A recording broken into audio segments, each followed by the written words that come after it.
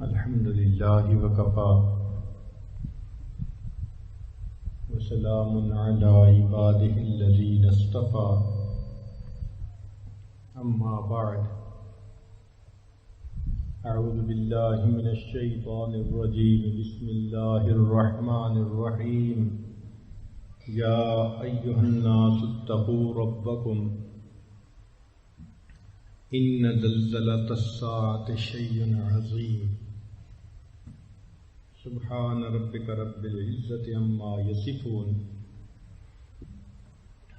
وسلام على المرسلين والحمد لله رب العالمين اللهم صل على سيدنا محمد وعلى آل سيدنا محمد وبارك وسلم اللهم صل على سيدنا محمد وعلى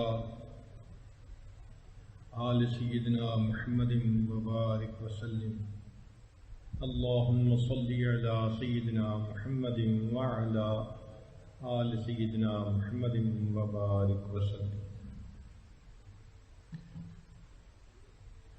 سیدنا آدم علیہ السلام اس دنیا میں علم الاسماء لے کر تشریف لائے، علم الاشیاء لے کر تشریف لائے. آپ نے اس دنیا میں مختلف چیزوں کے نام رکھے اور اپنی ضروریات زندگی کو پورا کرنے کے لیے زراعت کا کام کیا.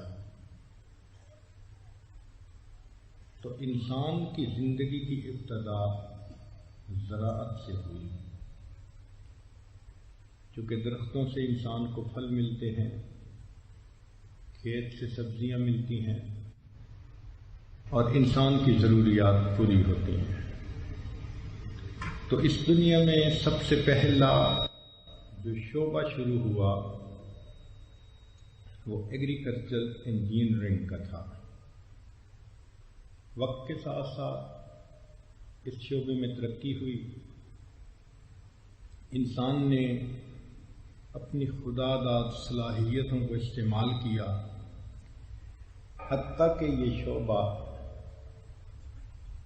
قوم سبا کے دور میں اپنے عروج پر پہنچ گیا. زراعت کا شعبہ متوکلین کا شعبہ کہا جاتا ہے. ایک مرتبہ فقہا کے درمیان بحث چھڑی کہ اگر کوئی آدمی فوت ہو جائے اور وصیت یہ کرے کہ میرا مال میرے بعد متوکل لوگوں میں تقسیم کریں جن کا اللہ پہ توکل ہو، تو کن لوگوں میں تقسیم کریں گے؟ تو انہوں نے فتویٰ یہ دیا کہ زراعت پیشہ لوگوں میں تقسیم کریں گے چونکہ متوکل ہوتے ہیں. متوکل سے کیا معنی؟ بیج زمین میں ڈال دیتے ہیں، پانی دے دیتے ہیں.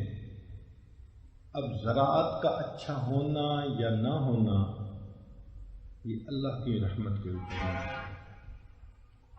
موسم فیوریبل ہوا تو کاشت اچھی ہو گئی،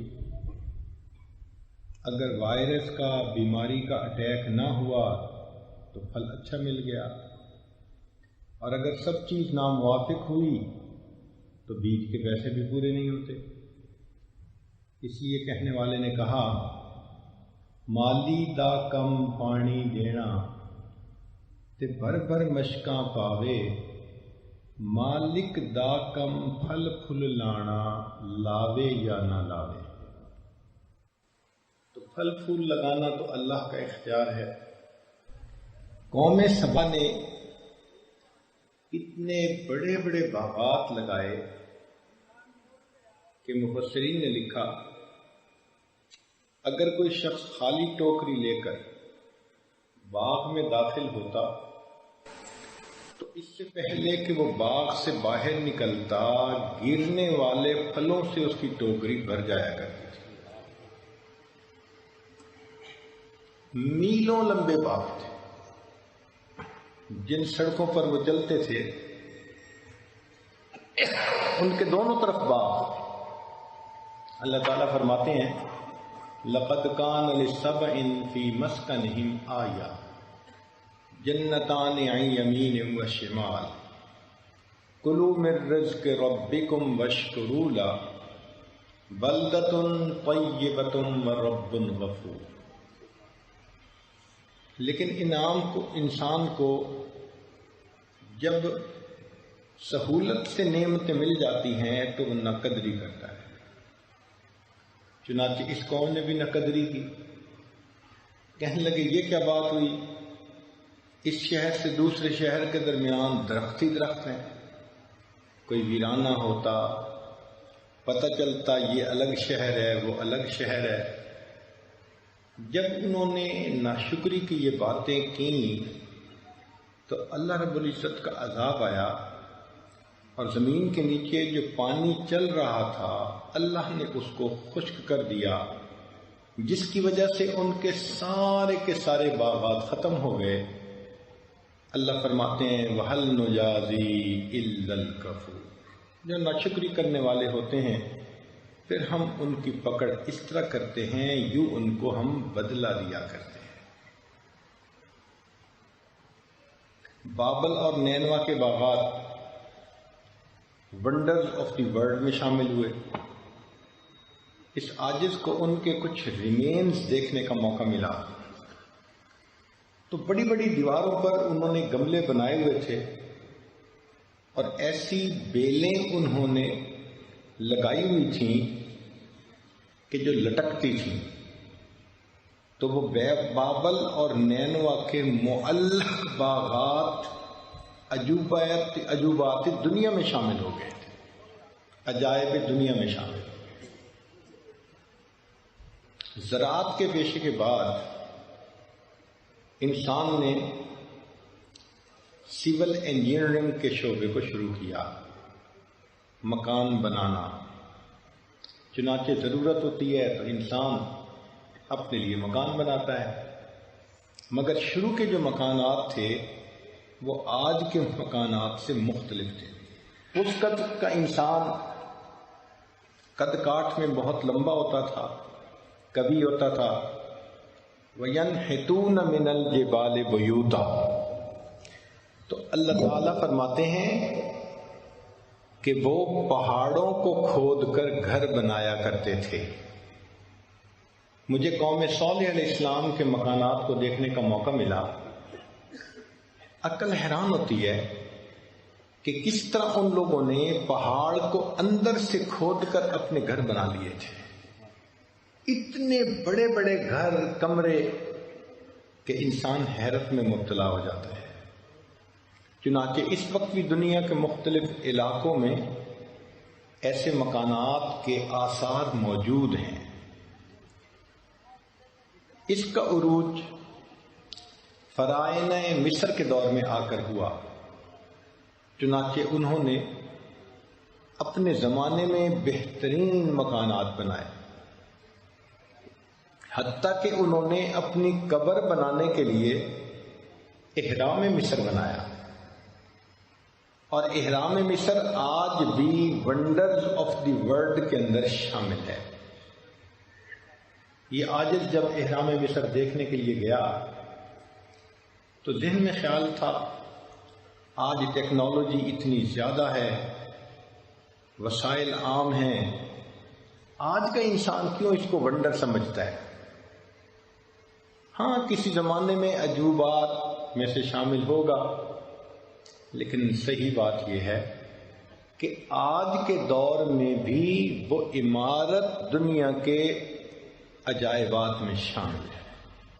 اس کی اگر ڈیٹیلز آپ کو سنائیں تو آپ حیران ہی رہ جائیں کہ اس زمانے میں جب کرین نہیں تھی، ایلیویٹر نہیں تھے، مکینیکل ہیلپ نہیں تھی، الیکٹرسٹی نہیں تھی، ٹنوں کے حساب سے وزنی چٹانیں انہوں نے اتنا پریسیجن کے ساتھ اس کو پالش کیا اور اس کو احرام کی جگہ کے اندر لگایا کہ ان کے جوڑ بھی آپس میں نظر نہیں آتے۔ ہزاروں آدمی رسے باندھ کے اس کو کھینچتے تھے، اور کیسے انہوں نے اس کو بنا لیا۔ آج بھی انسان کی عقل تسلیم کرتی ہے کہ یہ واقعی دنیا کے عجائبات میں چیز شامل ہے۔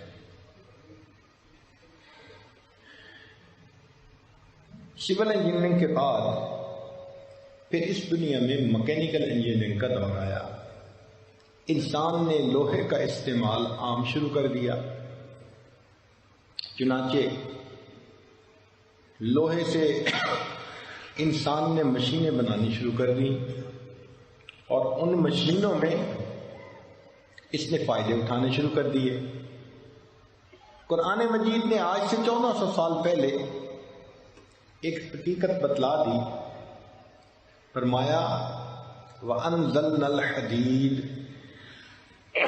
ہم نے لوہے کو نازل کیا، فِيهِ بَأْسٌ شَدِيدٌ، اس میں بہت طاقت ہے، وَمَنَافِعُ لِلنَّاسِ، اور انسانوں کے لیے بہت منافع ہیں۔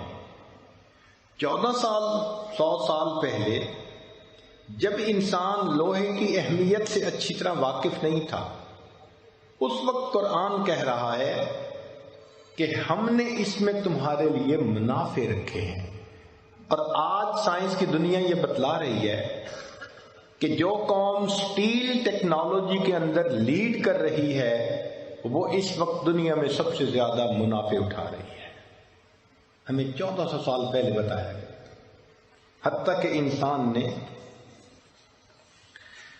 ٹرین بنائی اور اس کے ذریعے اس کے سفر کا آغاز ہوا۔ پوری دنیا میں ایک صنعتی انقلاب آنا شروع ہو گیا، انڈسٹریلائزیشن شروع ہو گئی، کارخانے بننے شروع ہوئے۔ یہ مکینیکل انجینئرنگ کے کارنامے تھے۔ اسی طرح انسان اپنے کام میں لگا رہا، حتیٰ کہ ایک نئے دور کا آغاز ہوا، اس کو کہتے ہیں الیکٹریکل انجینئرنگ۔ انسان نے ڈائنامو بنا لیا، بجلی بنائی، اور بجلی سے اس نے اپنے ایسی مشینیں تیار کیں جو اس کی ضروریات کو پورا کرتی تھی۔ ہم نے اپنے بچپن میں ایک ایسا وقت دیکھا جب شہروں کے اندر بجلی نہیں ہوتی تھی۔ ہم چھوٹے چھوٹے پرائمری اسکول میں جاتے تھے تو مغرب ہوتے ہی پورے شہر میں اندھیرا ہوتا تھا۔ کمیٹی والوں نے کہیں کہیں چوراہوں پر لالٹین لٹکائے ہوتے تھے، اور ان میں شام کے وقت وہ تیل ڈال دیتے تھے اور ہلکی سی دیے کی روشنی ہوتی تھی۔ ہم نے اپنے اسکول کالج کا زمانہ لالٹین کی روشنی میں پڑھ کر گزارا ہے۔ شام ہوتی تھی، فکر ہوتی تھی اس کی بتی کو ٹھیک کرو، اس کا شیشہ صاف کرو، اس میں تیل ڈالو، اور رات اسی دیے کی روشنی میں پڑھا جاتا تھا۔ اس زمانے میں پنکھے بھی نہیں ہوتے تھے، تو گھروں کے اندر ایک کپڑے کا پنکھا سا بنا کے لمبا سا لگا دیا جاتا تھا، اور اس کے ساتھ ایک رسی ہوتی تھی، اور بچوں کا یہ کام ہوتا تھا کہ جب اس میں لوگ بیٹھیں تو وہ ایک کونے میں بیٹھ کے رسی کھینچتے رہیں تو پورے کمرے کے لوگوں کو کچھ ہوا مل جاتی تھی۔ یہ اس زمانے کے پنکھے ہوتے تھے۔ بلکہ بہاولپور کے علاقے میں ایک لوہار تھا جس نے اس زمانے میں یہ سوچا کہ مجھے مشینی پنکھا بنانا چاہیے، تو اس نے ایک پنکھا بنایا اور اس کو چھت کے اوپر لگایا، کیونکہ اس علاقے میں تیز ہوا چلتی ہے،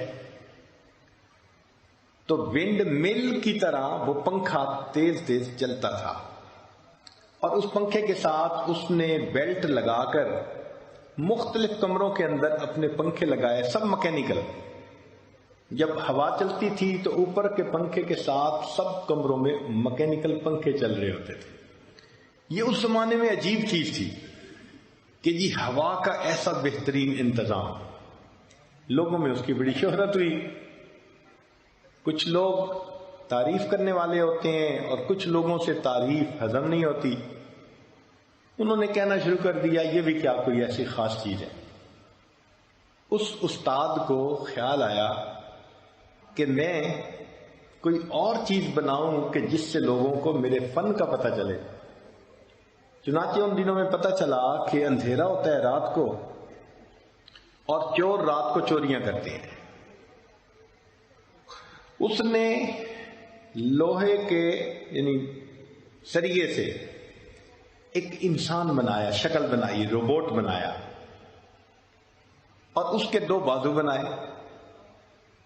اب ایک بازو میں اس نے سونے کی کوئی چیز پکڑائی، جیسے انگوٹھی ہوتی ہے یوں انگلیوں میں، اور دوسرا بازو اس نے اس طرح کندھے کے اوپر رکھا، مگر اس کے اندر اس نے سپرنگ بھی استعمال کیے۔ اعلان کروا دیا کہ جو بندہ اس سے اس انگوٹھی کو چھین کے لے جائے گا میں اسے اپنا استاد بناؤں گا۔ لوگ کہنے لگے کہ یہ تو کوئی مشکل مسئلہ ہے، تو شروع میں تو لوگ جھجکتے رہے، ڈرتے رہے۔ ایک صاحب نے سوچا کہ آج رات کے اندھیرے میں آؤں گا اور اس کے ہاتھ میں جو ہے زور لگا کر اس کو میں توڑ کے لے جاؤں گا۔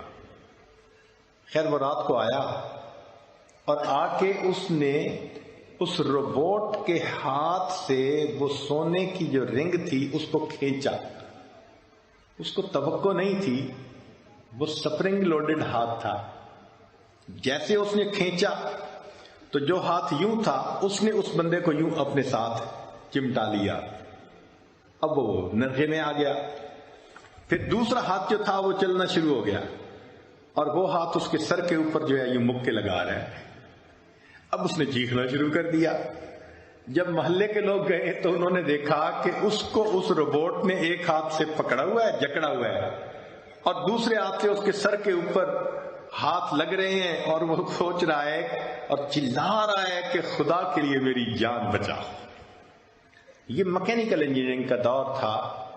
اس زمانے میں اس طرح کی مشینیں بنا کرتی تھی، لیکن جب بجلی آ گئی تو پھر انسان نے گاڑیاں بنانی شروع کری، الیکٹریکل کی چیزیں گھروں میں استعمال شروع ہو گئیں، ریفریجریٹر آ گئے، فریزر آ گئے، کچن میں مشینری کا استعمال زیادہ ہوتا چلا گیا، ہوائی جہاز بن گئے، اور انسان نے محسوس کیا کہ اب پہلے سے ترقی بہت تیز ہو گئی ہے۔ اسی زمانے میں ٹیلی فون بھی ایجاد ہو گیا، مگر اس زمانے میں ٹیلی فون کہیں کہیں ہوتا تھا، اور ٹیلی فون ایکسچینج اتنی بڑی ہوتی تھی، ریلیز اس میں کام کرتی تھی اور اس کے ذریعے سے ٹیلی فون ایکسچینج آپریٹ کرتی تھی۔ پھر پیغام بھیجنے کے لیے تار کا سلسلہ تھا، پورا پیغام نہیں بھیج سکتے تھے، کوڈ بنا کر اس کو بھیجتے تھے اور ڈی کوڈ کر کے اس کو آگے پہنچا دیا جاتا تھا۔ تاہم پھر انسان نے ڈی سی کے ساتھ اے سی کو بھی بنا لیا، اور پھر اس فیلڈ کے اندر ایک بہت بڑی تبدیلی آ گئی۔ چنانچہ ایک زمانہ تھا کہ انسان ٹنگسٹن بلب استعمال کرتا تھا، پھر اس نے مرکری بلب استعمال شروع کر دیے، پھر ایک ٹیوب لائٹ کا دور آیا، پھر ٹیوب لائٹ کے بعد ایک انرجی سیور کا دور آیا، اور آج کل تو ایل ای ڈی لائٹس ہیں جو پوری زندگی کے لیے کافی ہوتی ہیں۔ اس کو کہتے ہیں کول لائٹ۔ پوری دنیا کے اندر اس وقت جو لائٹس ہیں وہ ایل ای ڈی لائٹس لگ رہی ہیں، اور آنے والے سالوں میں نہ بلب نظر آئیں گے نہ ٹیوب لائٹیں نظر آئیں گی۔ اس کی وجہ یہ کہ 40 واٹ کی ٹیوب لائٹ جتنی روشنی دیتی ہے 3 واٹ کا ایل ای ڈی لمپ اس سے زیادہ روشنی دے دیتا ہے، اور ٹیوب لائٹ تو سال کے بعد فیوز ہو جاتی ہے، مگر ایل ای ڈی لائٹ پوری زندگی کے لیے کافی ہوتا ہے۔ اس کو کول لائٹ کہتے ہیں۔ پہلے زمانے میں لائٹنگ کے اوپر کلو واٹ کے حساب سے الیکٹریکل لوڈ ہوتا تھا، اب تو 2 واٹ 3 واٹ کے لگا کر ٹوٹل 100-200 واٹ کا لوڈ ہوگا، تو ایئر کنڈیشننگ کی کاسٹ بھی کم ہو جائے گی کیونکہ گرمی کم ہوگی ان لائٹس کی۔ الیکٹریکل کا یہ دور ابھی آگے بڑھ رہا تھا کہ ایک نیا دور شروع ہوا جس کو الیکٹرانکس کا دور کہتے ہیں. انسان نے ڈائیوڈ بنایا، ٹرانسسٹر بنایا، پھر ریڈیو بنا، T V, V C R, solid state electronics شروع ہو گئی، حتیٰ کہ انٹیگریٹڈ سرکٹ شروع ہو گئے. اتنے بڑے بڑے جو الیکٹریکل کے سرکٹ بنا کرتے تھے اس کو ایک چپ کے اندر انسان نے بنانا شروع کر دیا. اس کو کہا گیا مائکرو منیچرائزیشن. جب انٹیگریٹڈ سرکٹ بنا تو اس نے تو دنیا کو حیران کر دیا. اب انڈسٹری کے اندر آٹومیشن کا رجحان ہو گیا، سیمی آٹومیٹک مشینیں بنی، پھر فلی آٹومیٹک بنی، حتیٰ کہ انسان کوالٹی کنشیس بن گیا، کیونکہ آٹومیٹک مشینوں پر کوالٹی اتنی بہتر ہوتی تھی کہ جو مینول مشین پر نہیں ہو سکتی تھی. تو انڈسٹری کے اندر بھی ایک زبردست تبدیلی الیکٹرانکس انجینئرنگ کی وجہ سے آئی.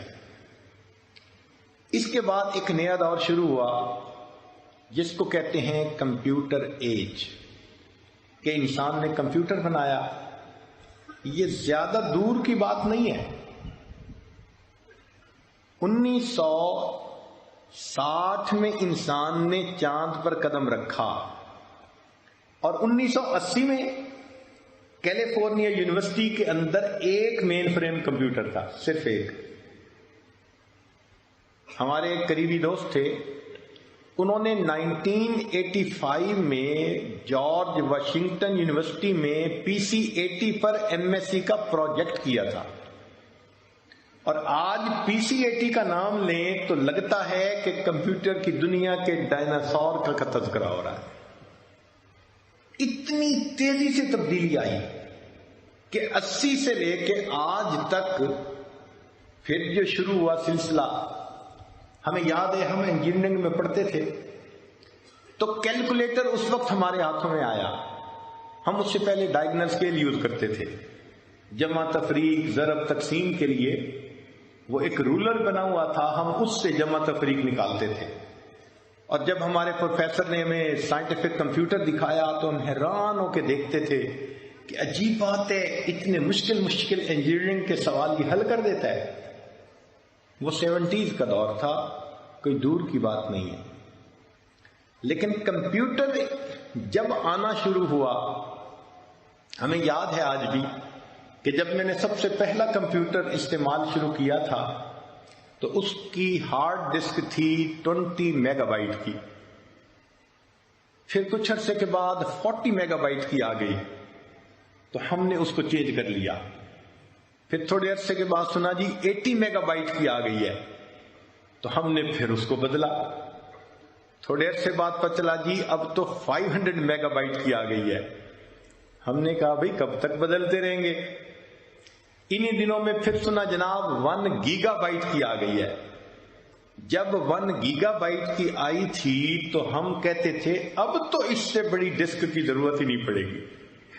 اور گیگا بائٹ کیا، آج کی دنیا میں چھوٹی چھوٹی چیزوں میں بھی گیگا بائٹ کی میموری استعمال ہو رہی ہوتی ہے. اور انسان ٹیرا بائٹ میں جو ہے وہ آج ہارڈ ڈسک کا استعمال کر رہا ہے.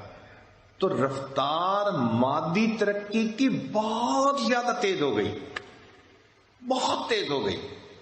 اس لیے آج ہم نئے اٹھتے ہیں اور ہمیں ایک نئی مشین کا پتہ چلتا ہے کہ جی فلاں مشین ایک نئی انوینٹ ہو گئی ہے اور وجود میں آ گئی ہے.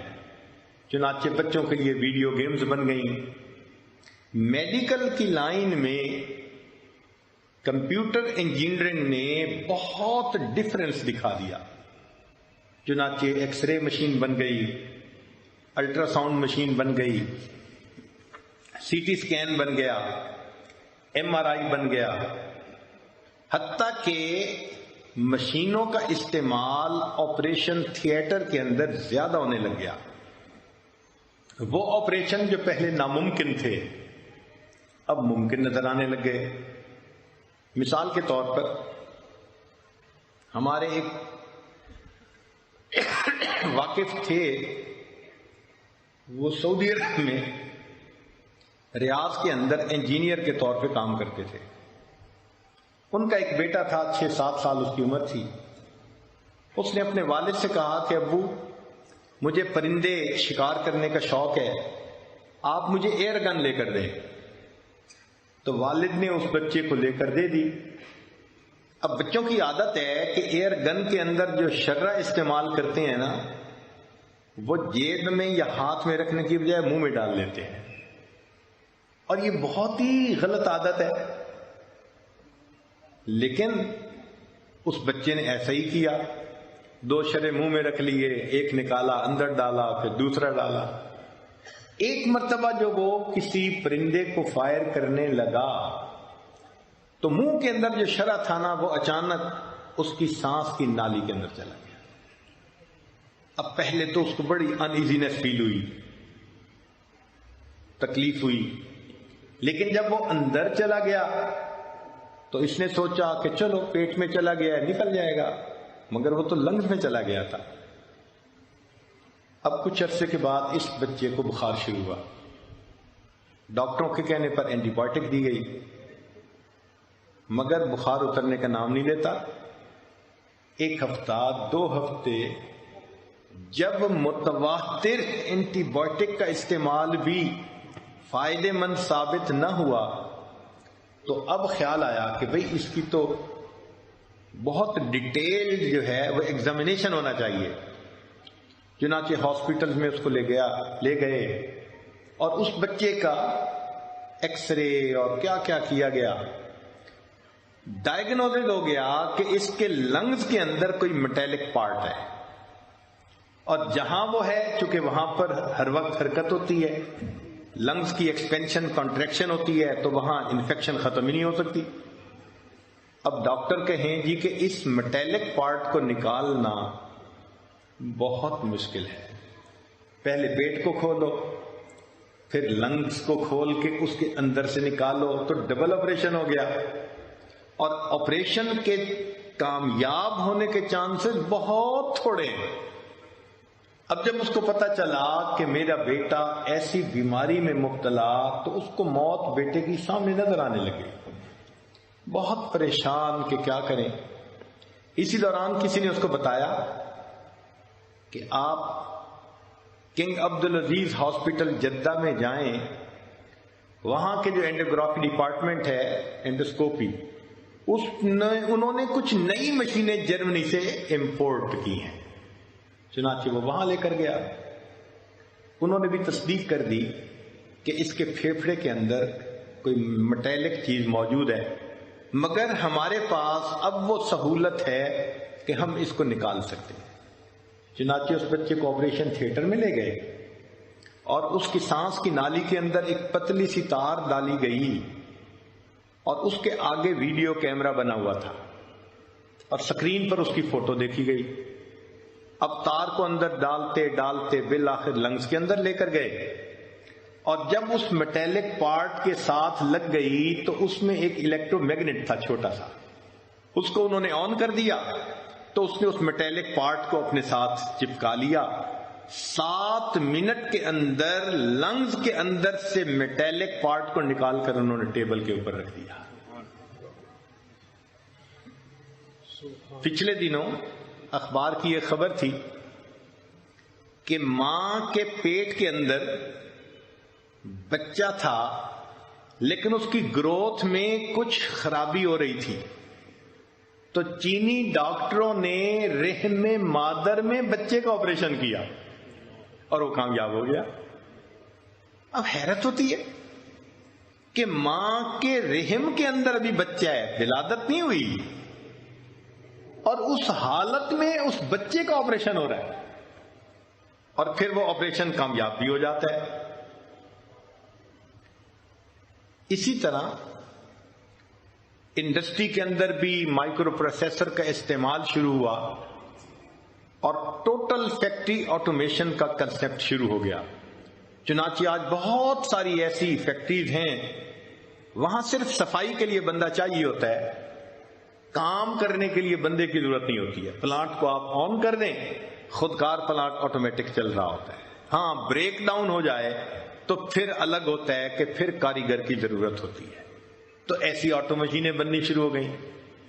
تو صنعت کی دنیا میں ایک بہت بڑا انقلاب کمپیوٹر کی وجہ سے آیا اور انسان نے روز نئی سے نئی مشینیں بنانی شروع کر دی.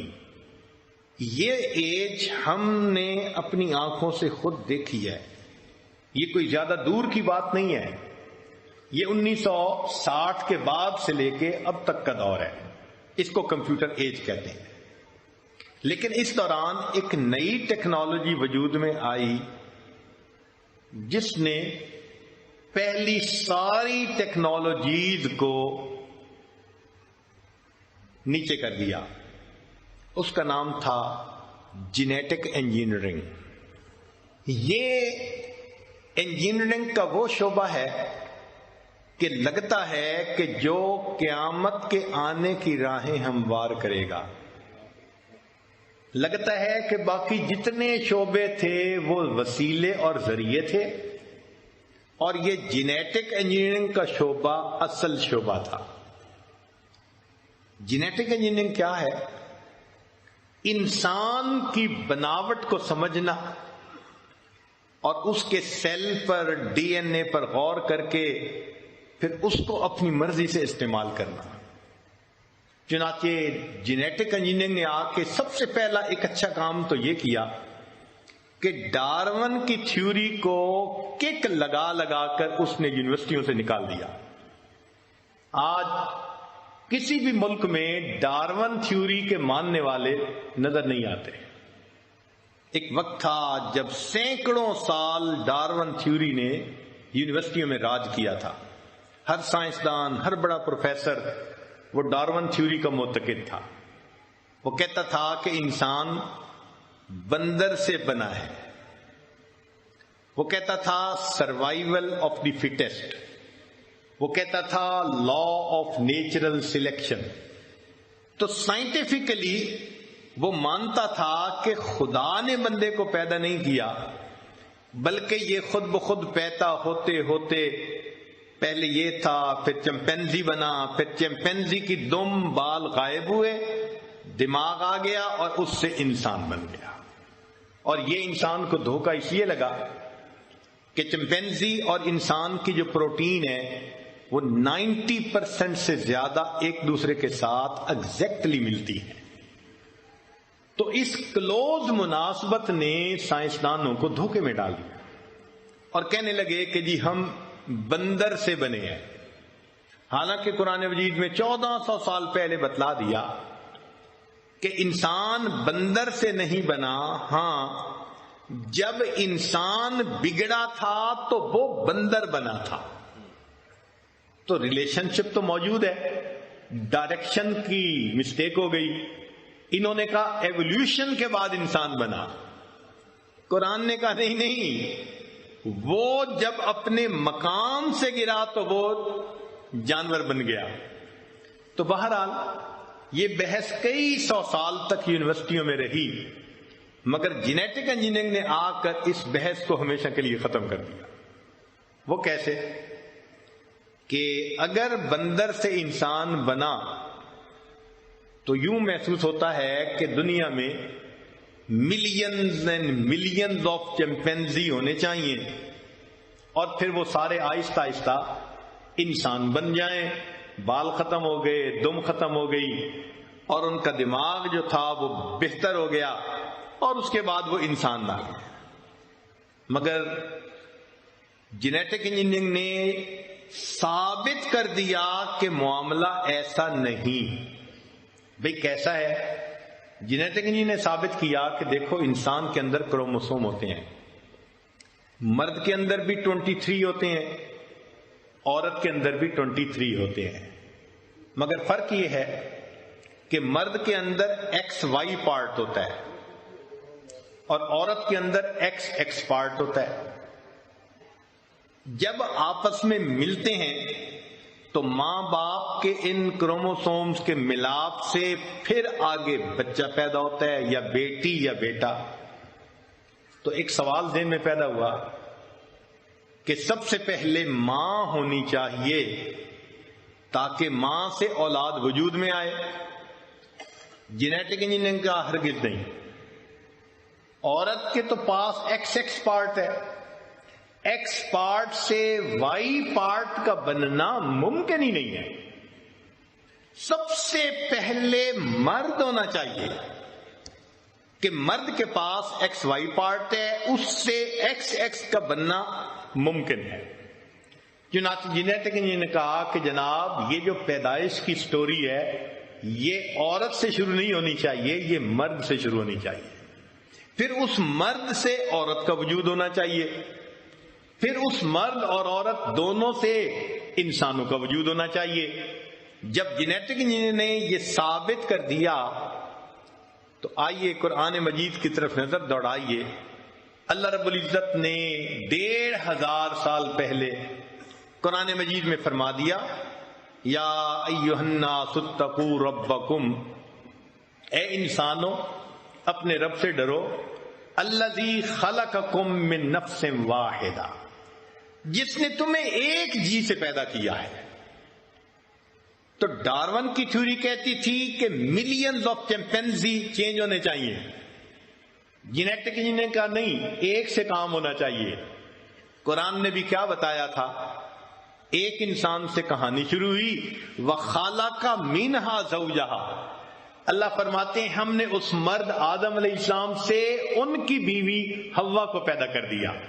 وَبَثَّ مِنْهُمَا رِجَالًا كَثِيرًا وَنِسَاءً، اور یوں ہم نے ایک مرد اور عورت سے مردوں اور عورتوں کو دنیا کے اندر پھیلا دیا. 1400 سال پہلے جو راز بتلایا گیا وہ آج آ کر سائنس نے پھر اس کی تصدیق کر دی، تو لوگوں کو پتہ چل گیا کہ دنیا میں انسان کی پیدائش کیسے ہوئی تھی. اب یہاں ایک نقطے کی بات سمجھ لیجئے. اللہ تعالیٰ فرماتے ہیں انسان کے بارے میں، وَسَخَّرَ لَكُمْ مَا فِي السَّمَاوَاتِ وَمَا فِي الْأَرْضِ، اور ہم نے تمہارے لیے مسخر کر دیا جو کچھ زمینوں اور آسمانوں میں ہے. مسخر کرنے کی تفسیر مفسرین نے لکھی کہ جس طرح سوار گھوڑے کو لگام ڈال کے اپنی مرضی کے مطابق یہ استعمال کرتا ہے، دائیں موڑے بائیں موڑے، کھڑا کر دے، آہستہ بھگائے یا تیز بھگائے، یہ سوار کا اختیار ہوتا ہے اس کو استعمال کرنا. اس کو تسخیر کہتے ہیں. تو اللہ تعالیٰ فرماتے ہیں کہ جو آسمان اور زمین کے اندر ہے ہم نے تمہارے لیے مسخر کر دیا.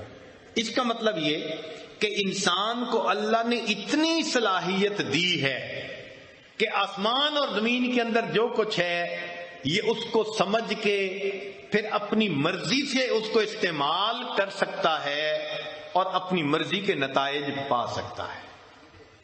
آپ غور کریں کہ انسان اللہ کا خلیفہ ہے دنیا میں. اب یہ اتنی بڑی فیکٹری ہے، جب یہاں کے مالک چھٹی جانا چاہیں تو وہ پیچھے چپڑاسی کو تو اپنا قائم مقام نہیں بنا کے جاتے. چپڑاسی کو کیا پتا کیسے فیکٹری چلتی ہے، وہ اپنے پیچھے جنرل مینیجر کو اپنا قائم مقام بناتے ہیں. ان کو پتہ ہے کہ اگرچہ جنرل مینیجر کا ویژن اتنا نہیں جتنا اونر کا ہوتا ہے، مگر ایٹ لیسٹ وہ اس کی پالیسیز کو رن کرنے میں اور ان کو آگے چلانے کی صلاحیت وہ رکھتا ہے. اب انسان اللہ کا جب خلیفہ بنا تو جس پروردگار نے اس کائنات کو بنایا، اس کا مطلب کہ اس انسان کو اتنی صلاحیتیں دی ہیں کہ یہ اس نظام کائنات کو سمجھ کر اپنی مرضی سے اونچ نیچ کر کے اس کو استعمال کرتا ہے. اس کو مقام تسخیر کہا گیا. چنانچہ انسان نے سمجھا یہ بیٹا کیوں ہوتا ہے بھائی، یہ بیٹی کیوں ہوتی ہے.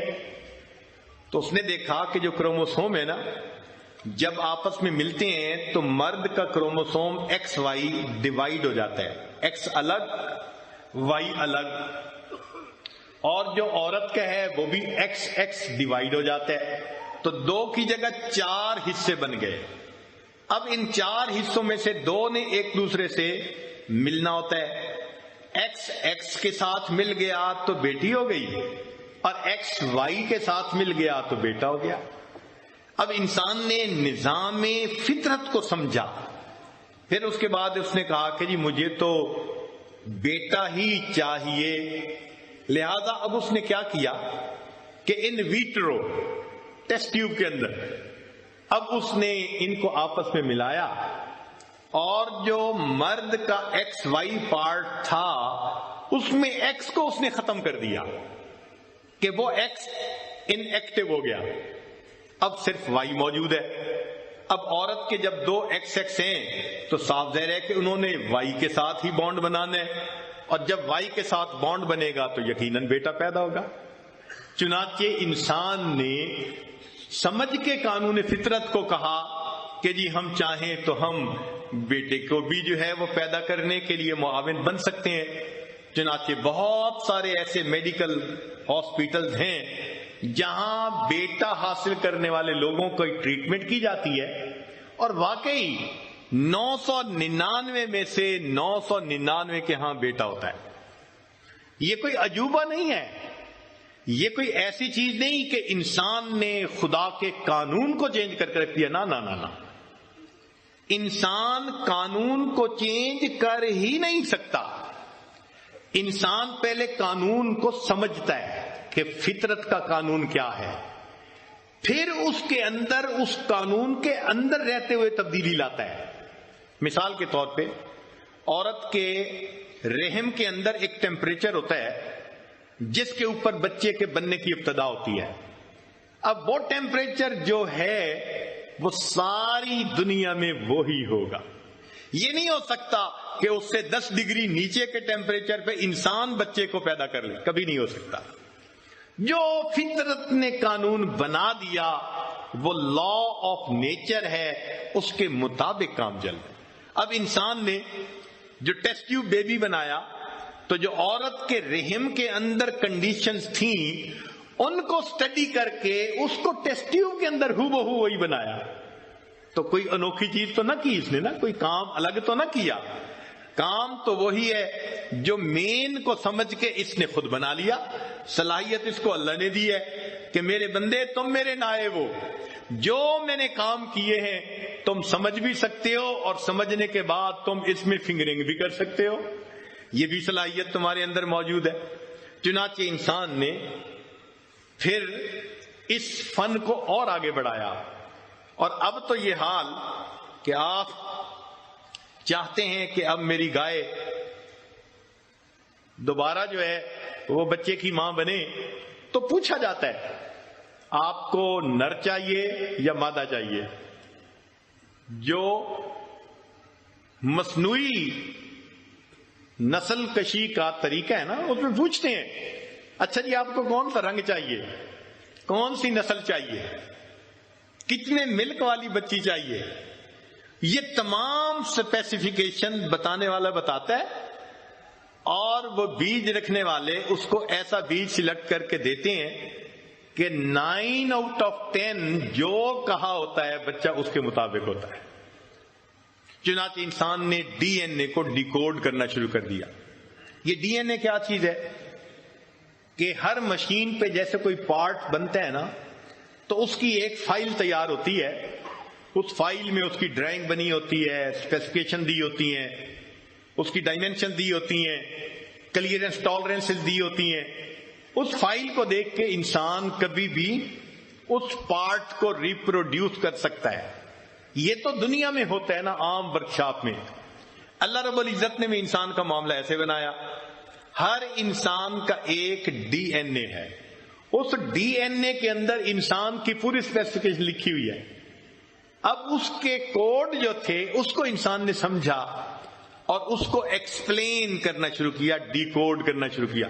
اس کو پتہ چل گیا یوں ہوتا ہے تو بال کالے ہوتے ہیں، لمبے ہوتے ہیں، اگر یوں ہو جائے تو بال چھوٹے اور گھنگریالے حبشیوں والے بال ہوتے ہیں. یہ ایسے ہو تو آنکھیں نیلی ہوتی ہیں، ایسے ہو تو آنکھیں کالی ہوتی ہیں. ایسے ہو تو آنکھیں بھوری ہوتی ہیں. تو انسان نے جو ڈیکوڈ کیا ڈی این اے کو، تو اب اس نے کہا کہ جی ہم ہونے والے بچے کی آنکھیں اپنی مرضی کے مطابق رنگی بنا سکتے ہیں. تو واقعی اب یہ چیز سمجھ میں آنے لگ گئی کہ انسان یہ سب کچھ کر سکتا ہے. یہ مسئلہ الگ ہے جائز ہے یا نہیں، ہم اس سے بحث نہیں کر رہے کہ شریعت کا نقطہ نظر کیا ہے، وہ ایک الگ مستقل عنوان ہے. مگر اتنا ضرور ہے کہ آج سائنس کی دنیا میں اس قسم کے تجربات ہو رہے ہیں اور انسان روز سے روز ایک نئے سے نیا کام کرتا چلا جاتا ہے. چنانچہ انسان نے اپنے فائدے کے بہت سارے کام کر لیے. مثال کے طور پہ سبزیاں تھیں تو ان کے اوپر انسیکٹ آتے تھے، سبزیوں کو خراب کر دیتے تھے. اس نے سوچا کہ بھئی ان سے بچنے کا کیا طریقہ. چنانچہ بچھو اسکارپین اس کی پوائزن کو لے کر اس نے اس کو کیبج کے اندر ملایا. کیبج بند گوبھی کہتے ہیں. تو وہ بند گوبھی کی ایسی ورائٹی بنی کہ اگر کیٹرپلر اس کو کھانے لگتا ہے تو اس کے پوائزنس اثر کی وجہ سے پیٹ پھٹتا ہے اور وہ خود ہی مر جاتا ہے. کیٹرپلر اٹیک کر ہی نہیں سکتا، حالانکہ وہ چیز انسان کو کچھ نہیں کہتی. تو انسان نے اپنے فائدے کی خاطر اس ٹیکنالوجی کو پھلوں میں اور سبزیوں میں استعمال کرنا شروع کر دیا. چنانچہ ہیومن جین لیا اور اس کو شیپ کے اندر ڈالا. اب شیپ کے اندر سے جو دودھ نکلا اس کے اندر الفا اینٹی ٹریپسن اس کے اندر کریکٹرسٹکس ہوتی ہے، وہ نکلا اور وہ دودھ انسان کی لنگز کی بیماریوں کے لیے شفا ہوتا ہے. اب ذرا غور کیجئے کہ جین لیا انسان سے اور ڈالا اس کو بھیڑ بکری میں، اور اس کے دودھ میں ایک ایسی چیز آ گئی جو انسان کے لنگز کی بیماریوں کا علاج، اور اس کو انسان کے لیے استعمال کرنا شروع کر دیا. چنانچہ انسان نے تجربہ کیا. مرغی کی 2 ٹانگیں ہوتی ہیں اور 2 اس کے ونگ ہوتے ہیں، مگر یار لوگ جو ہیں نا وہ لیگ پیس کو پسند کرتے ہیں. لہذا جینیٹیکلی اب انہوں نے ایک ایسی مرغی بنائی کہ جس کی 4 ٹانگیں، وہ جو ونگز تھے نا ان کی جگہ بھی ٹانگیں، تاکہ ہر مرغی کے 2 کی بجائے 4 ٹانگیں ہم استعمال کر سکیں اور ہمیں فائدہ ہو. ایسی بکری بنائی کہ اس بکری کے اندر سپائڈر جین استعمال کیے. آپ نے سپائڈر کو دیکھا ہے نا کہ وہ مکڑا جالا بنتا ہے، تو اس کے اندر سپائڈر کا جین لے کر جو جالا بننے کا سبب بنتا تھا اس کو بکری کے اندر ڈالا، اس کے ایمبریو میں داخل کیا. نتیجہ کیا نکلا؟ ایک ایسی بکری بنی کہ اس کے دودھ سے ریشم کی طرح فائبر نکلتا ہے. فائبر بنا لیتے ہیں جیسے ریشم کا کیڑا ریشم بناتا ہے، اس کے دودھ سے ریشم نما ایک فائبر بناتے ہیں. اچھا، اس فائبر کے اندر ایک عجیب خوبی، اتنا ملائم کہ اس جیسا ملائم کوئی سنتھیٹک چیز ہو نہیں سکتی، اور اتنا زیادہ وہ مضبوط کہ اتنی سٹرینتھ کا فائبر سنتھیٹک ہو نہیں سکتا. چنانچہ جو چھاتا بردار لوگ ہوتے ہیں نا، جو چھلانگ لگاتے ہیں جہازوں سے، تو ان کے پیچھے ایک رسی ہوتی ہے جس سے وہ لٹکتے ہیں، اس کے لیے اس رسی کا استعمال شروع کر دیا گیا اور یہ اس کے لیے پرفیکٹ چیز بن گئی. اب دیکھیے انسان نے اپنے فائدے کی خاطر کہاں سے کہاں چیز کو استعمال کیا.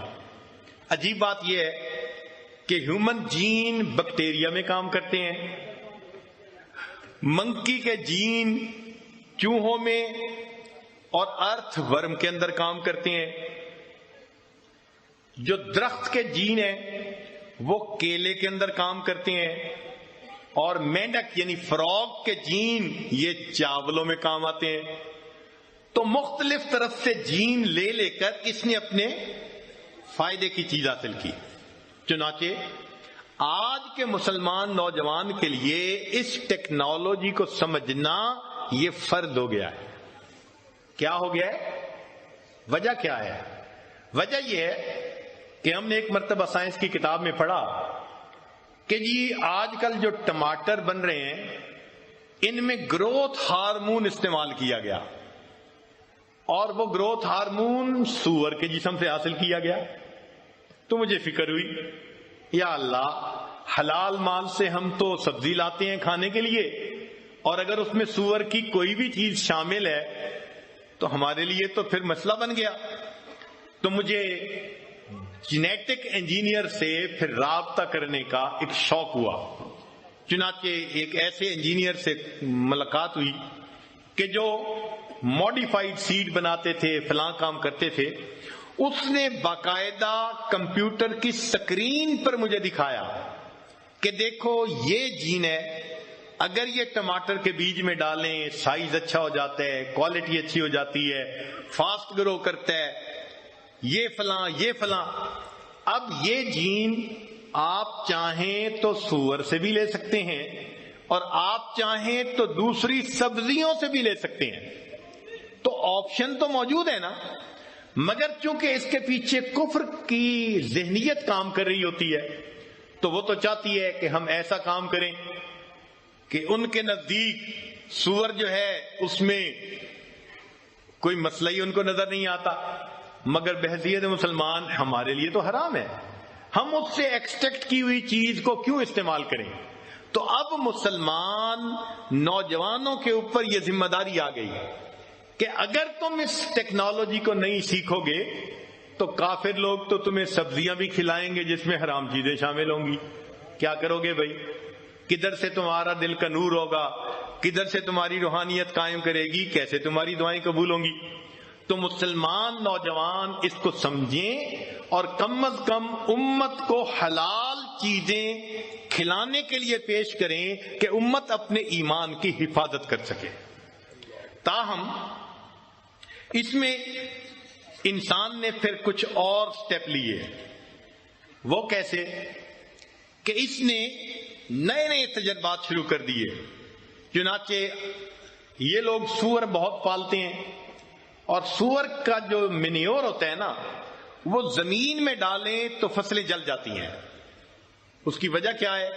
کہ اس کے مینیور میں فاسفورس بہت زیادہ ہوتا ہے، ایک حد تک تو فائدے مند، ایک حد سے زیادہ ہو تو نقصان دہ۔ اب انہوں نے انوائرو پگ بنایا، اس کا نام رکھا انوائرو پگ، اور کیا کیا کہ اس کے اندر ایک ہوتا ہے ایکولائی بیکٹیریا، وہ اور ماؤز کے ڈی این اے کو ملا کر انہوں نے پگ کے ایک ایسا سور بنا کہ جس کے مینیور کے اندر فاسفورس 70% ریڈیوس ہو گئی۔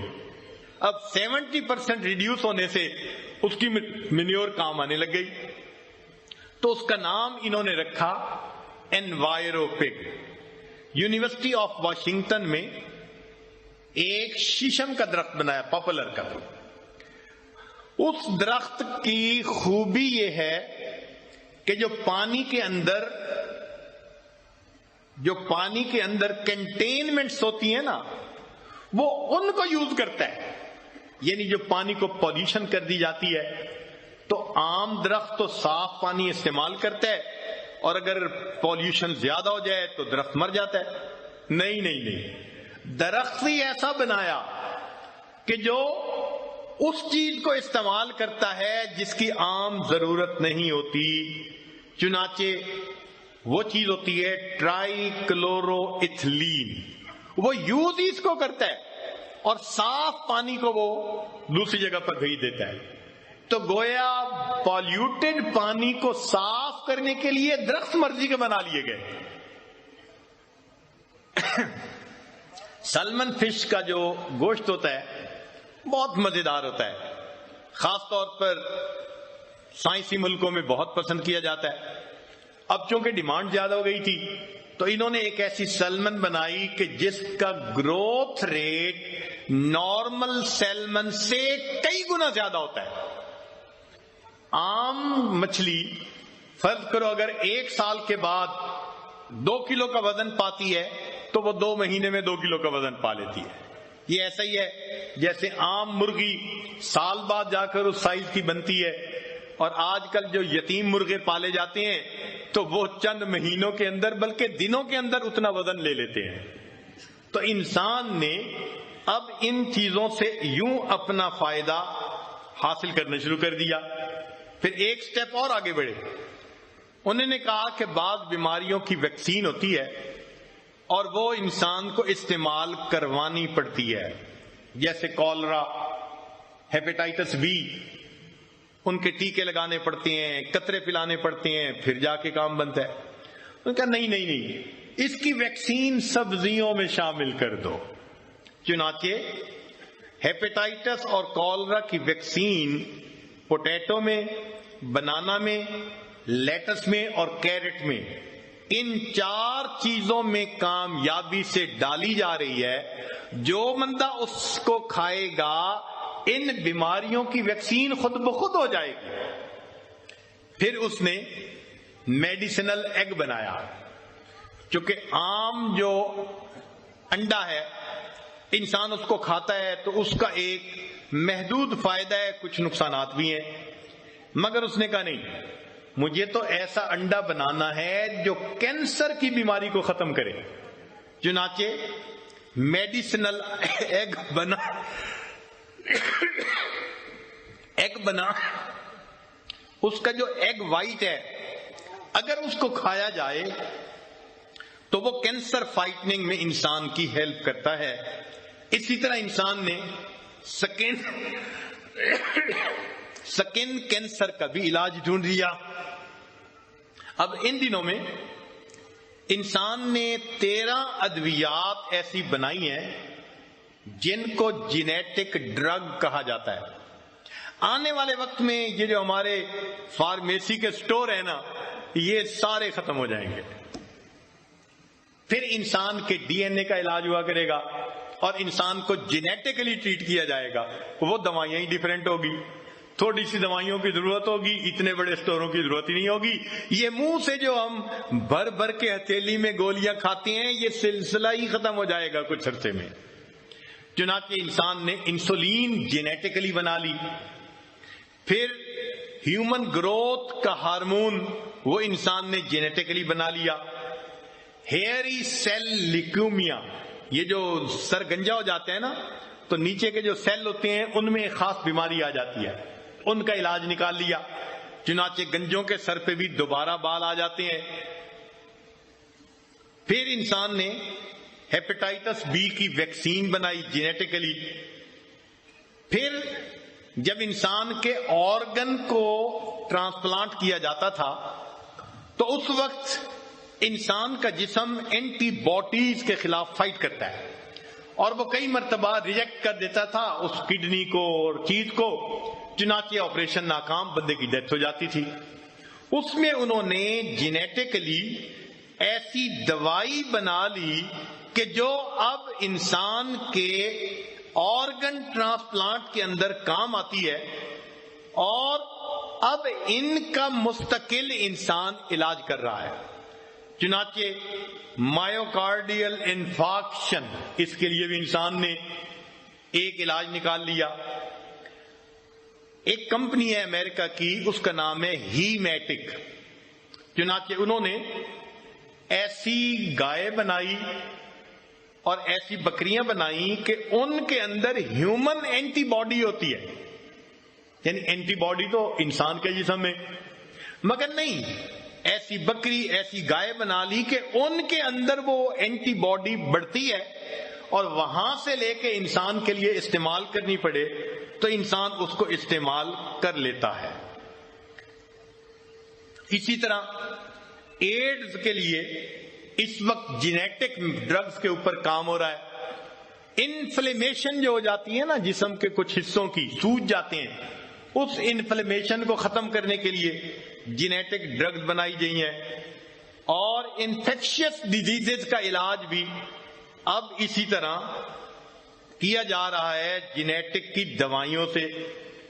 چنانچہ جس چیز پر آج کل سب سے زیادہ جینیٹک انجینئرنگ میں کام ہو رہا ہے، یہ لائن اس عاجز کی تو نہیں، لیکن ایک طالب علم ہونے کے ناطے جو چھوٹا موٹا مطالعہ کیا تو چند باتیں آپ کے بھی علم میں لانے کے لیے اس موقع پہ ضروری ہیں۔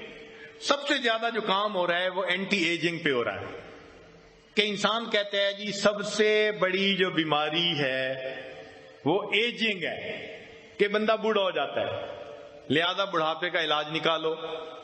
اب بڑھاپے کا یہ علاج نہیں کہ بھئی بڑھاپا آئے ہی نہیں، وہ کہتے ہیں کہ ایجنگ کی وجہ سے جو کینسر کی پروبیبلٹی ہوتی ہے ہر 9 سال کے بعد ڈبل ہو جاتی ہے۔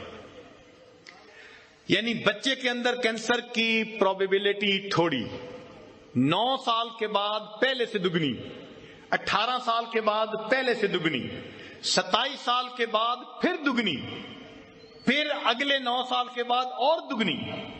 ہر 9 سال کے بعد جب بیماری کی رفتار اور چانسز دگنے ہوتے چلے جاتے ہیں تو وہ کہتے ہیں کہ اصل بیماری تو پھر یہ ہوئی۔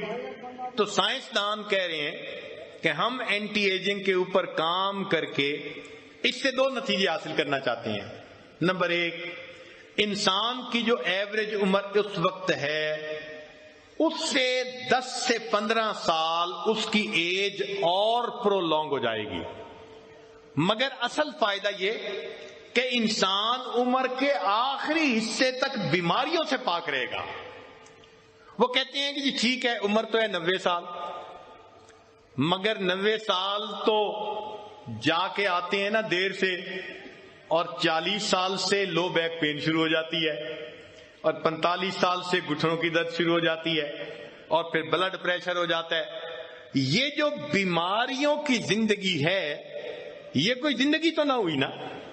تو وہ کہتے ہیں کہ بیماریاں نہ ہوں، جو لائف سکین ڈی این اے میں اللہ نے لکھ دیا اسی کے مطابق موت آئے، مگر ہیلدی لائف ہونی چاہیے بندے کی۔ اور یہ ایک ایسا ٹارگٹ ہے کہ جس کو اچیو کر لینا کوئی اتنا مشکل نظر نہیں آتا۔ چنانچہ کوالٹی آف لائف کو بہتر کرنے کے لیے آج کا سائنسدان کام کر رہا ہے، لہذا 2009 سے لے کر 2011 تک یہ جو 3 سال تھے ان کا نام دیا گیا پوری دنیا میں ایج آف جینیٹک میڈیسنز، کہ یہ 3 سال جینیٹک میڈیسن کے بریک تھرو کے سال ہیں۔ تو اگر بریک تھرو ہو گیا کچھ بیماریوں میں تو آئندہ باقی بیماریوں میں بھی ہو جائے گا۔ چنانچہ 2 بیماریاں جو پہلے ناقابل علاج کہی جاتی تھیں آج ان کا علاج ہو رہا ہے۔ بچوں میں ایک بیماری ہوتی ہے ببل بیبی ڈیزیز۔ اس ببل بیبی ڈیزیز میں انسان کے جسم میں 2 جین ہوتے ہیں، ان میں سے ایک مسنگ ہوتا ہے، اور اس کے مسنگ ہونے کی وجہ سے دوسرا جین بھی کام نہیں کرتا، تو انسان کا امیون سسٹم کمزور ہو جاتا ہے، کام نہیں کرتا، اور امیون سسٹم نہ ہونے کی وجہ سے بچہ مر جاتا ہے۔ تو اس کا کوئی علاج نہیں تھا، لیکن آج کی جینیٹک انجینئرنگ نے اس جین کو ڈھونڈ لیا، اور وہ جین بچے میں اس طرح داخل کرتے ہیں کہ دونوں جین مل کر اس کا امیون سسٹم کام کرتا ہے اور بچہ صحت مند انسان کی زندگی گزارتا ہے۔ اسی طرح لیبر کنجینٹل ایمروزس ایک ایسی بیماری تھی کہ جس کی وجہ سے ایک بچے کی آنکھوں پر کچھ عرصے کے بعد ایسا موتیا بند آتا تھا کہ وہ اندھا ہو جاتا تھا کچھ عرصے کے بعد۔ آج جینیٹیکلی اس کا علاج نکال لیا گیا اور اس بیماری کے بچے شفا پا کر 70 سال کی عمر تک بینائی کے ساتھ زندہ رہ سکتے ہیں۔ تو ایسی بیماریوں کا علاج بھی انسان نے کرنا شروع کر دیا۔ اب ایک نئی چیز پر انسان نے کام کیا، اس کا نام ہے زیو ٹرانسپلانٹ۔ زیو ٹرانسپلانٹ کا کیا معنی؟ کہ انسان کے جسم میں جن آرگنز کی ضرورت ہے اس کو جانوروں کے اندر بنایا جائے اور جانوروں سے نکال کر پھر انسان کے جسم میں اس کو لگا دیا جائے اور وہ اسپیئر پارٹ کام کرنے لگ جائے۔ اس کو کہتے ہیں زیو ٹرانسپلانٹ. اب انسان کے جسم کے ساتھ سب سے زیادہ جانوروں میں سے چمپینزی کی مشابہت ہے، مگر چمپینزی دنیا میں ہے بہت تھوڑا. اب اس کے بعد نیکسٹ آپشن وہ بابون کی رہ جاتی ہے یا پگ کی رہ جاتی ہے. تو پگ تجربات کے لیے بعض سائنسدانوں کو جو مسلمان ہوتے ہیں قابل قبول نہیں ہوتا، لہذا اب ان کو محسوس ہوا کہ ہمیں بابون پر محنت کرنی چاہیے.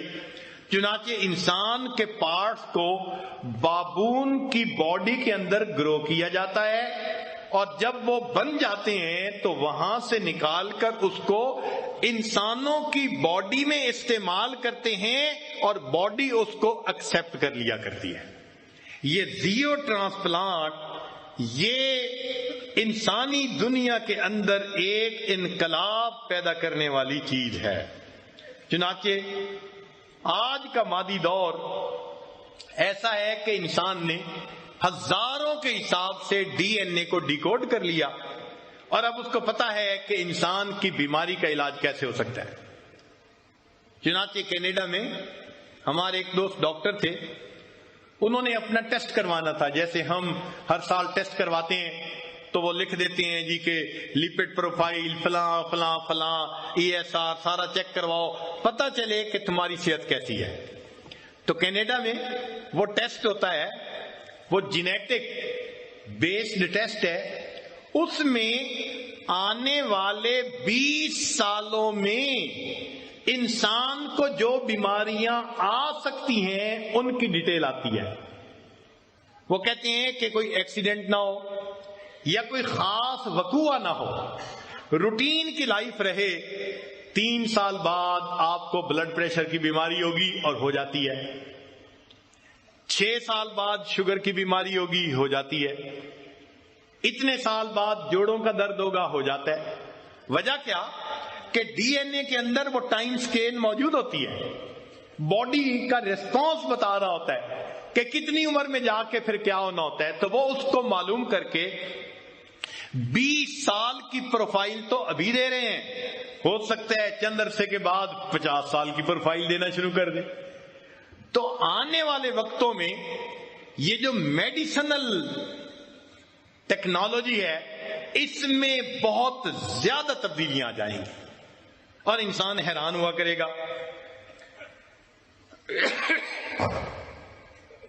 چنانچہ ایک نئی چیز آج کل ہو رہی ہے، ڈاکٹر لوگ تو اچھی طرح جانتے ہیں، مگر میں اپنے عام بھائیوں کے لیے اس کو انفارمیشن کے طور پہ بتا رہا ہوں کہ جب بچہ پیدا ہوتا ہے تو بچے اور ماں کے درمیان ایک آنت ہوتی ہے، اس کے اندر بلڈ ہوتا ہے، کچھ چیزیں ہوتی ہیں، اس کو ایمبیلیکل کارڈ کہتے ہیں.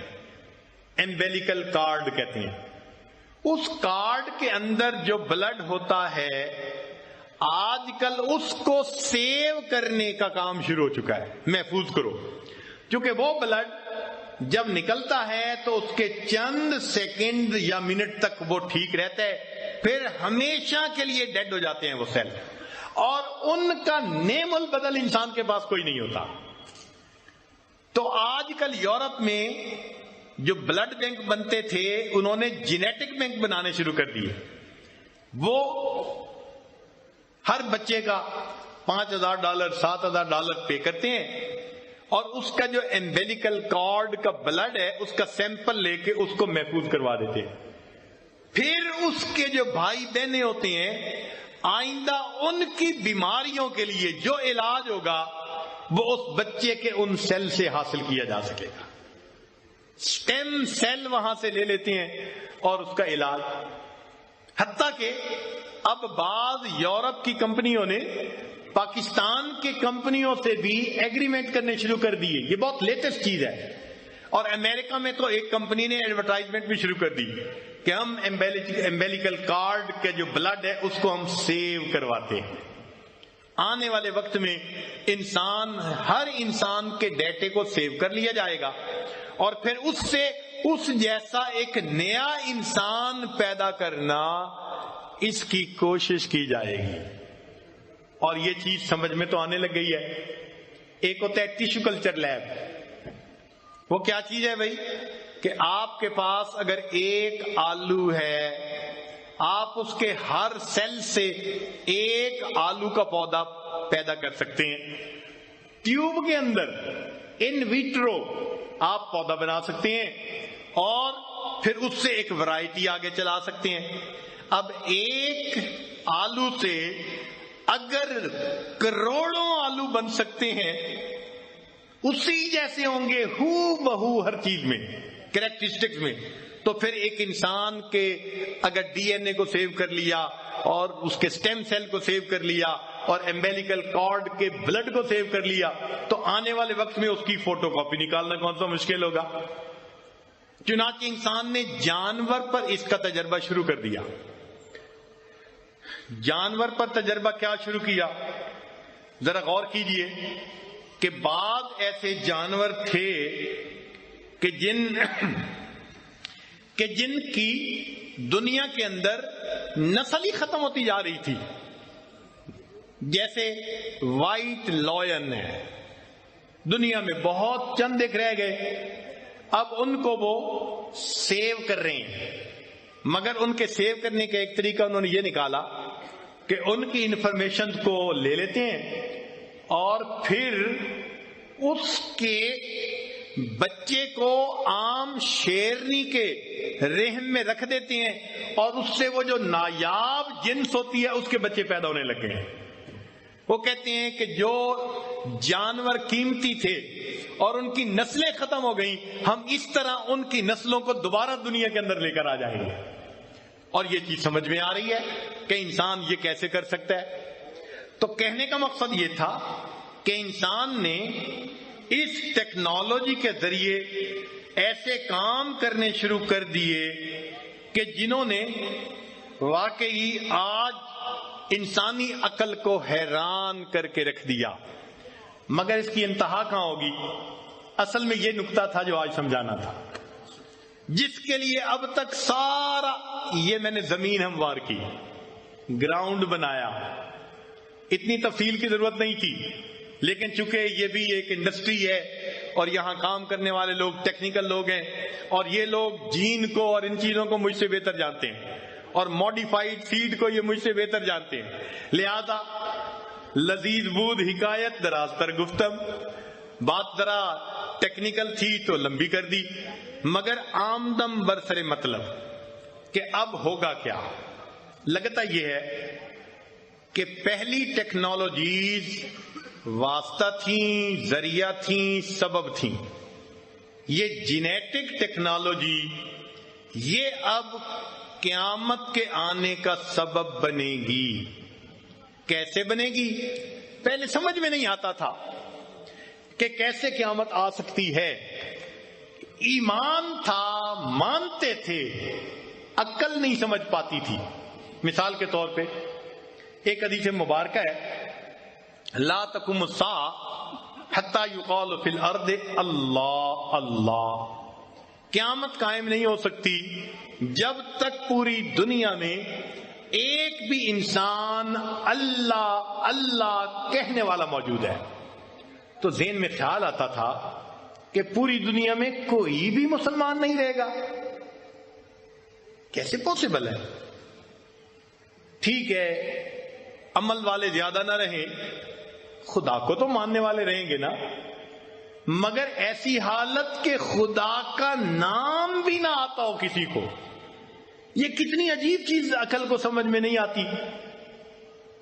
پھر یہ دیکھیں کہ مسلمان ہی ختم نہیں ہوں گے، عیسائی بھی ختم، یہودی بھی ختم، اس لیے کہ ہمارا اور ان کا رسالت میں فرق ہے. خدا کو مانتے تو وہ بھی ہیں، ہم بھی مانتے ہیں. ہم ایک مانتے ہیں، وہ تین مان لیتے ہیں، مگر وجود خدا کے تو وہ قائل ہیں نا. گاڈ کو تو مانتے ہیں نا، ڈالر کے اوپر لکھا ہوا ہے ان گاڈ وی بلیو، تو خدا کو تو مانتے ہیں. اب جب حدیث نے کہا کہ خدا کا نام لینے والا، اس کا مطلب یہ کہ نہ کوئی مسلمان ہوگا، نہ کوئی عیسائی ہوگا، نہ کوئی یہودی ہوگا، دین جاننے والا ہی کوئی نہیں ہوگا. ایسے شرار الناس کے اوپر قیامت قائم ہوگی. یا اللہ یہ کیسے ہو سکتا ہے؟ مگر اب جینیٹک انجینئرنگ نے اس معاملے کا سمجھنا آسان کر دیا. وہ کیسے؟ کہ چونکہ اپنی مرضی کا انسان پیدا کرنے کی مشقیں ہو رہی ہیں اور چند سالوں میں یہ کام آسانی سے ہونا شروع ہو جائے گا، فوٹو کاپیاں نکلنی شروع ہو جائیں گی، تو انسان یہ چاہے گا کہ ایسا انسان سلیکٹ کیا جائے جو عقل میں تو آئنسٹائن جیسا ہو، نیوٹن جیسا ہو، نوبل پرائز ونر ہو، صحت بڑی اچھی ہو، بیماریاں اس کے اندر سے جینیٹکلی ختم کر دی جائیں، پوری زندگی صحت کے ساتھ کام کرتا ہو. تو یہاں تک تو بات تھی ٹھیک، مگر جو شیطانی دماغ ہے نا وہ پھر ایک قدم آگے بڑھے گا. وہ کیا؟ کہ ایسا انسان کہ ان تمام خوبیوں کے ساتھ وہ خدا بیزار بھی ہو، دہریہ ہو، ذہنیت ہی دہریے والی ہو، وہ سنے ہی نہ خدا کا نام، مانے ہی نہ خدا کو. تو آج دنیا میں دین سے بیزاری پیدا کی جا رہی ہے، اور آپ دیکھ رہے ہیں کہ دین بیزار طبقہ وقت کے ساتھ ساتھ بڑھتا جا رہا ہے. کہتے ہیں جی نام ہی نہ لو، ڈسکس ہی نہ کرو. ایسی محنت کی جا رہی ہے کہ دین بیزار بن جائیں لوگ، اور ان کے اندر اضافہ ہم روز ہوتے ہوئے دیکھتے ہیں. خاص طور پر جو نئی نسل ہے جس کو انٹرنیٹ مل گیا، موبائل فون مل گیا، وہ اپنے دوستیوں کے چکر میں ایسے لگ جاتے ہیں. وہ کہتے ہیں جی اسلام کی پابندیاں ہمارے سمجھ میں نہیں آتی. تو ایمان کہاں رہا؟ وہ تو ایمان سے خارج ہو گئے. تو دین بیزار لوگ اس وقت پیدا کرنے کی محنت ہو رہی ہے، اور اسی لیے یہ جو سیل فون ہے نا، ان کا راتوں کو استعمال فری کر دیا گیا. ساری رات کرو بات. بھئی پتہ ہے جو رات کو باتیں کرے گا تو کوئی بزنس کی باتیں تھوڑا ہوں گی. بات پہنچی تیری جوانی تک، چنانچہ کالجوں کے، یونیورسٹیوں کے لڑکے لڑکیاں 6 گھنٹے، حضرت 8 گھنٹے میں بات کرتا ہوں، میں 5 گھنٹے بات کرتا تھا ہر رات. 8 گھنٹے network to network free, لہذا 9 گھنٹے. اب ماں باپ خوش ہو کے سوئے ہوئے ہیں، بچی کمرے میں پڑھ رہی ہے، اور بچی صاحبہ وہاں اپنا فون آن کر کے غیر محرم مرد سے 8 گھنٹے، 4 گھنٹے، 3 گھنٹے اس طرح بات کر رہی ہے جس طرح میاں بیوی ایک بستر پر سوئے ہوئے ایک دوسرے کے قریب سرگوشیاں کر رہے ہوتے ہیں. اب جب حالت نوجوانوں کی یہ ہوگی تو بے حیائی عام ہو جائے گی، فرسٹریشن عام ہو جائے گی، اور نوجوان کہیں گے جی یہ کیا پابندیاں ہیں، ہم سے تو پابندیاں برداشت نہیں ہوتی. لہذا اس ٹیکنالوجی کے ذریعے دین بیزار لوگوں کو زیادہ کیا جا رہا ہے.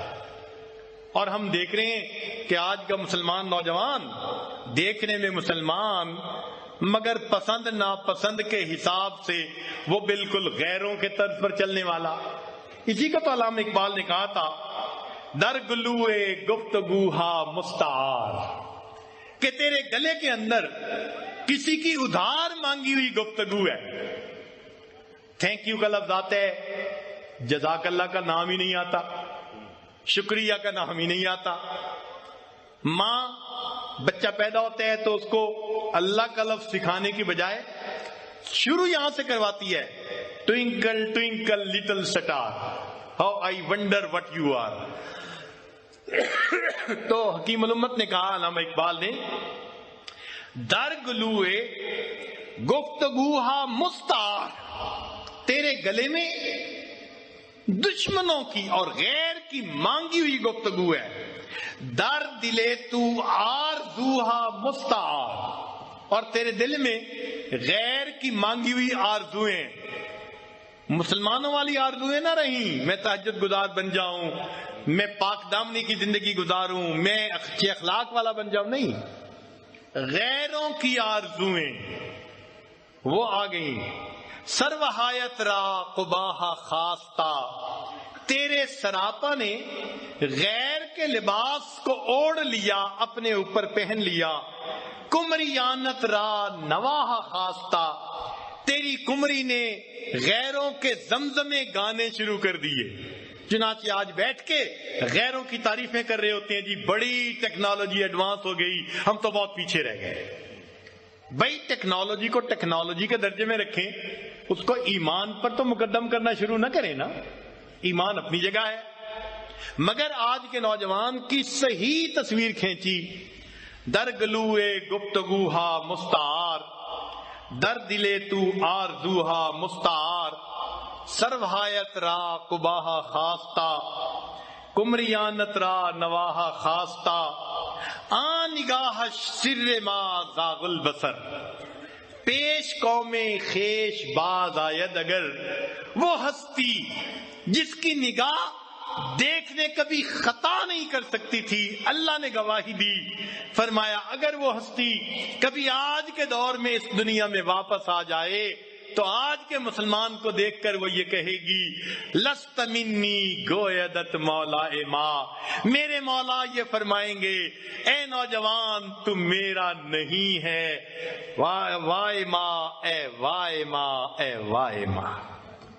تو حالت تو یہی ہو گئی ہے آج کے مسلمان نوجوان کی، نماز پڑھنا مشکل، نیکی کرنا مشکل، چہرے پہ سنت سجانا مشکل، اور جو غیروں کے کام ہیں سب کرنے اس کے لیے آسان۔ تو سمجھیں یہ پہلا سٹیپ ہے، دین بیزار لوگ بنانا۔ جب یہ بن جائیں گے تو نیکسٹ سٹیپ ہوگا جینیٹک انجینئرنگ کے ذریعے خدا بیزار انسان پیدا کرنا۔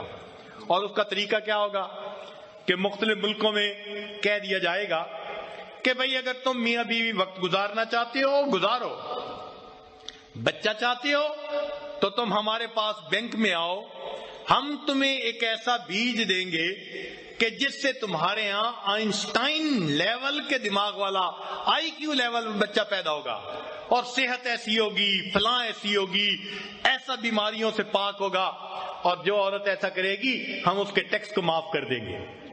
تو مادی دنیا کی عورت، اس کو تو دین سے کوئی واسطہ ہی نہیں، لہذا وہ بچہ لینے کے لیے وہاں چلی جائے گی۔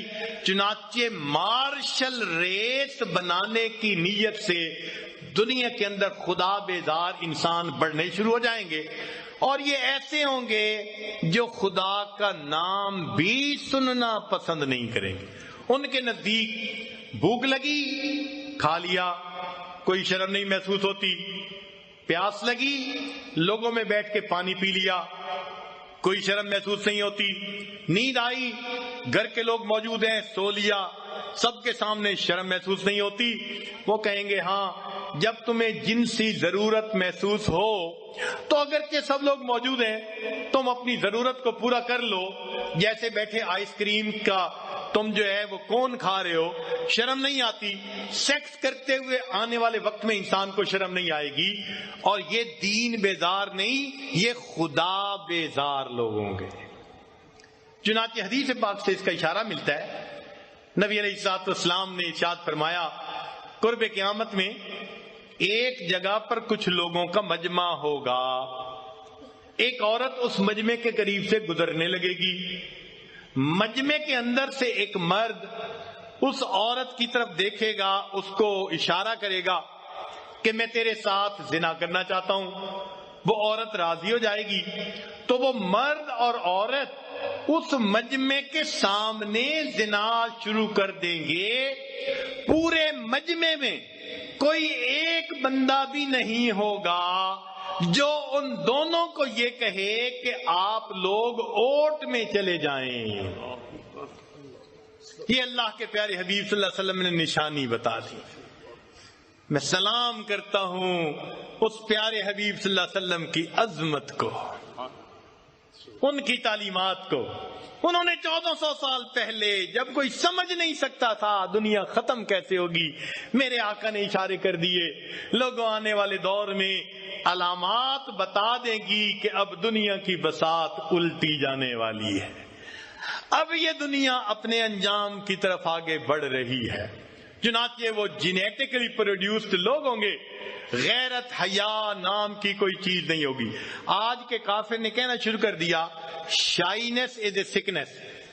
فرق سوچیں، اسلام کہتا ہے حیا ایک وصف ہے، الحیا شعبۃ من الایمان، حیا دین کا حصہ ہے۔ نبی علیہ السلام نے فرمایا جہاں حیا ہوگا وہیں بہتر ہوگا۔ تو دین اسلام نے حیا کو اچھا کہا۔ آج کی سائنسی دنیا لکھ کے لگا ہوتا ہے ملکوں میں شائنس از اے سکنس، شرم بیماری ہے۔ چنانچہ شرم کو ختم کرنے کے لیے پوری دنیا کے اندر محنت ہو رہی ہے۔ بھائی مرد عورت مل کے دوڑو، بھائی اکٹھی مجالس قائم کرو، مل کے کھانے کھاؤ، عورت کو گھروں سے نکالو، کیا تم نے اس کو بند کر کے جیل میں رکھ دیا؟ یہ ساری باتیں بنیادی طور پر حیا کو زندگیوں سے نکالنے کا ذریعہ ہے۔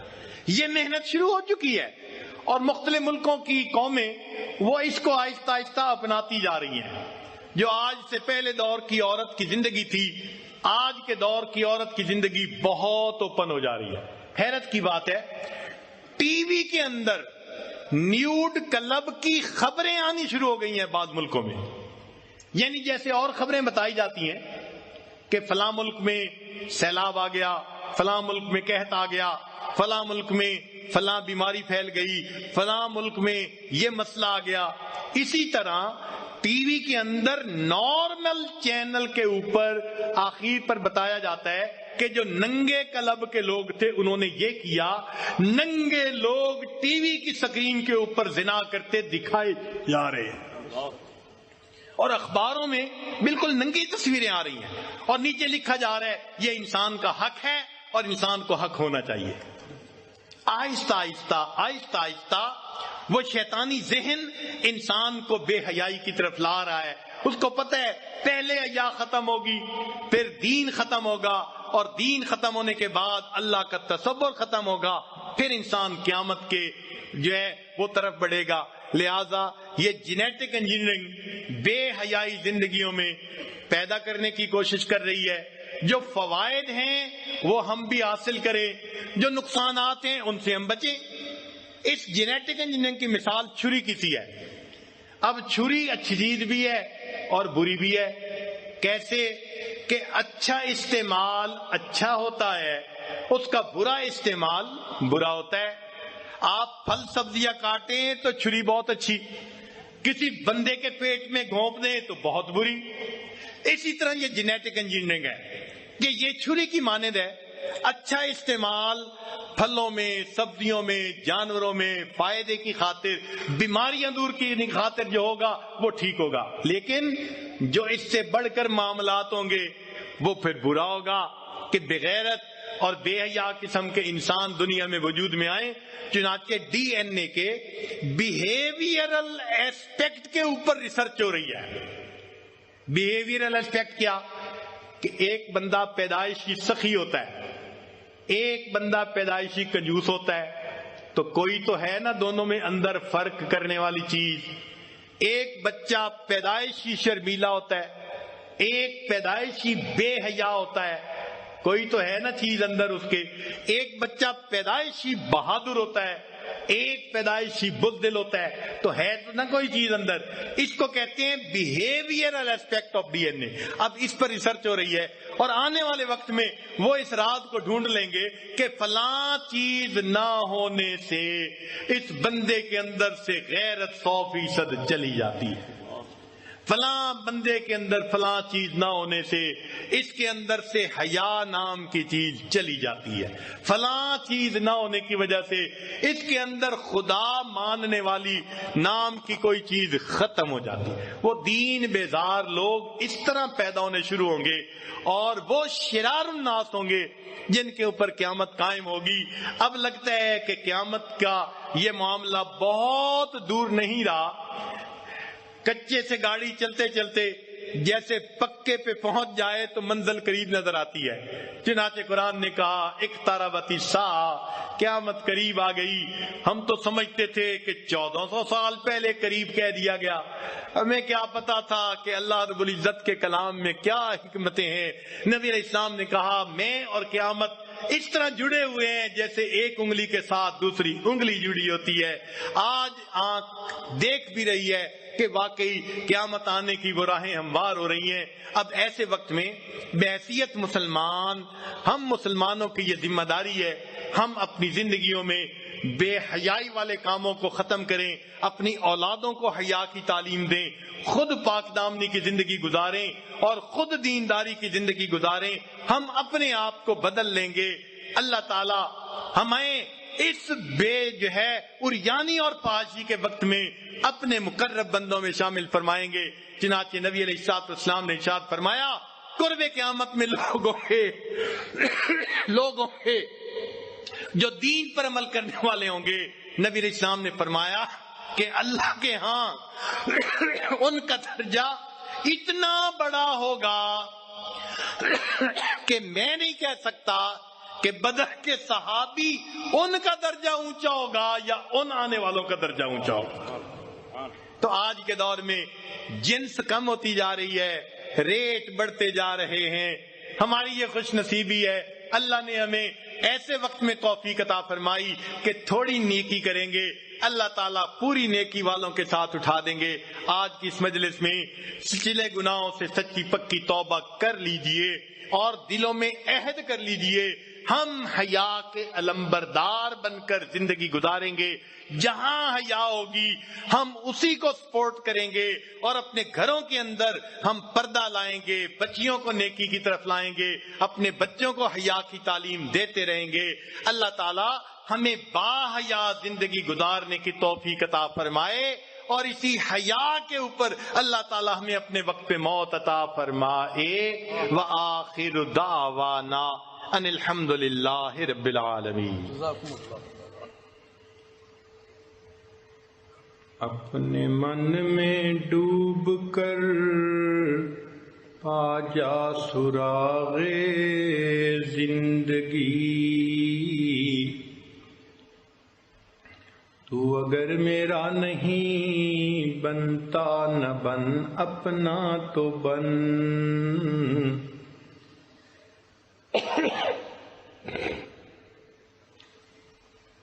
من کی دنیا سود مستی جذب و شوق، تن کی دنیا سود و سودا مکر و فن۔ من کی دولت ہاتھ آتی ہے تو پھر جاتی نہیں، تن کی دولت چھاؤں ہے آتا ہے دھن جاتا ہے دھن۔ پانی پانی کر گئی مجھ کو قلندر کی یہ بات، تو جھکا جب غیر کے آگے نہ تن تیرا نہ من۔ پانی پانی کر گئی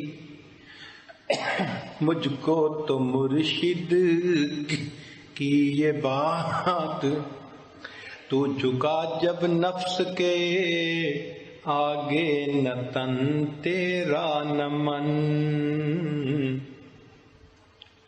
کر لیجئے سبحان ربی العلی الوہاب، اللہم صلی علی سیدنا محمد وعلی آل سیدنا محمد وبارک وسلم۔ اے کریم آقا، ہم آپ کے عاجز مسکین بندے ہیں، ہمارے گناہوں کو معاف فرما، خطاؤں سے درگزر فرما، عیبوں کی پردہ پوشی فرما۔ اللہ ہماری نگاہوں کو پاک فرما، دلوں کو صاف فرما، سینوں کو اپنی محبت سے لبریز فرما، اپنے عشق کی آتش ہمارے سینوں میں پیدا فرما، ہمارے انگ انگ سے اپنے ذکر کو جاری فرما، روئے روئے سے اپنے ذکر کو جاری فرما۔ ہڈی ہڈی بوٹی بوٹی میں اپنی محبت پیدا فرما۔ اللہ جسمانی بیماریوں کو دور فرما، روحانی بیماریوں کو دور فرما، قرضوں سے محفوظ فرما، مرضوں سے محفوظ فرما، ذلت سے محفوظ فرما، علت سے محفوظ فرما، قلت سے محفوظ فرما۔ جو گناہ ہم نے دن میں کیے معاف فرما، جو راتوں میں کیے معاف فرما، جو محفل میں کیے معاف فرما، جو تنہائیوں میں کیے معاف فرما۔ جو گناہ ہمیں یاد ہیں وہ بھی معاف فرما، جو کر کے بھول گئے وہ گناہ بھی معاف فرما۔ آنے والے وقت کو گزرے وقت سے بہتر فرما، آنے والی زندگی کو گزری ہوئی زندگی کا کفارہ بنا۔ بے اولادوں کو نیک اولاد عطا فرما، جو صاحب اولاد ان کی اولادوں کو نیکوکار بنا، فرما بردار بنا، ماں باپ کی آنکھوں کی ٹھنڈک بنا۔ جن گھروں میں جوان بچے بچیاں موجود ہیں اللہ ان بچوں کے مستقبل کو روشن فرما، ماں باپ کے لیے فرض ادا کرنے آسان فرما۔ اے کریم آقا، جنہوں نے دعاؤں کے لیے کہا، خط لکھے، فون کیے، یا جن کے ہم پر حقوق آتے ہیں، اللہ سب کے دلوں کی نیک مرادوں کو پورا فرما۔ ہمارے والدین عزیز اقارب جو فوت ہو چکے ان کی مغفرت فرما، جن کی آپ نے مغفرت کر دی قرب کے اعلیٰ درجات عطا فرما۔ حاجی نذیر صاحب کے اہلیہ محترمہ کچھ عرصہ پہلے فوت ہو گئیں، اللہ ان کی بخشش فرما، ان کی قبر کو نور سے منور فرما، ان کی قبر کو جنت کا باغ بنا، ان کے عذروں کو قبول فرما، ان کے نیک عملوں کو قبول فرما۔ اللہ ان کو اپنی مقبول بندیوں میں شامل فرما۔ ان کی اولاد میں اللہ آپس میں اتفاق، اتحاد، محبت، مودت پیدا فرما۔ اے کریم آقا، والدہ کی موجودگی میں ان کی دعاؤں سے جو برکتیں تھیں اللہ ان سے محروم نہ فرما، ان برکتوں کو اسی طرح جاری و ساری فرما۔ اے اللہ، اپنی رحمت کے ساتھ ہماری ان دعاؤں کو قبول فرما۔ اللہ، ہمارا ملک مسائل میں گھر گیا ہے، اللہ ان مسائل کے نکلنے میں آسانیاں پیدا فرما۔ اللہ، پریشانیوں کو دور فرما، مصیبتوں سے محفوظ فرما۔ کریم آقا، ہماری ان دعاؤں کو قبول فرما۔ اللہ، اس ملک کو دین کا قلعہ بنا اور ہمیں شریعت و سنت کے مطابق زندگی گزارنے کی توفیق عطا فرما۔ اے اللہ، ہمیں آزادی کی قدر کرنے کی توفیق عطا فرما۔ اے کریم آقا، جو اس ملک کے دشمن ہیں ان کو ہدایت عطا فرما، جن کی قسمت میں ہدایت نہیں ان کو چن چن کے دفع دور فرما۔ اللہ، اسلام کا بول بالا فرما، کفر کا منہ کالا فرما، ہمارے تینوں حرم کی حفاظت فرما، ہمیں بار بار اپنے گھر کا دیدار عطا فرما، اپنے حبیب صلی اللہ علیہ وسلم کے در کی حاضری نصیب فرما۔ اے اللہ، جنہوں نے دعاؤں کے لیے کہا نیک مرادوں کو پورا فرما، جو مانگا عطا فرما، جو مانگنا چاہیے تھا نہیں مانگ سکے وہ بھی عطا فرما۔ اللہ، جو ہمارے احباب حاجی صاحب ہمیں یہاں محبت کے ساتھ بلاتے ہیں اللہ اس کے بدلے ان کو اپنی سچی محبت عطا فرما۔ اللہ، اپنی رحمت سے ان کے جتنے کام کاج ہیں سب کو اللہ برکتوں کا ذریعہ بنا، عزتوں کا ذریعہ بنا، خوشیوں کا ذریعہ بنا، جو نیک مرادیں ہیں ان کو پورا فرما۔ اے اللہ، ہر قسم کے نقصان سے محفوظ فرما، پریشانی سے محفوظ فرما۔ میرے مولا، آنے والے وقت کو گزرے وقت سے بہتر فرما۔ ان کی جو آگے قیامت تک آنے والی نسلیں ہیں اللہ ان کو دین کی خدمت کے لیے قبول فرما۔ اے کریم آقا، ہماری ان دعاؤں کو اپنی رحمت سے قبول فرما۔ صلی اللہ تعالی علی حبیبہ سیدنا محمد و آلہ و اصحابہ اجمعین برحمتک یا ارحم الراحمین۔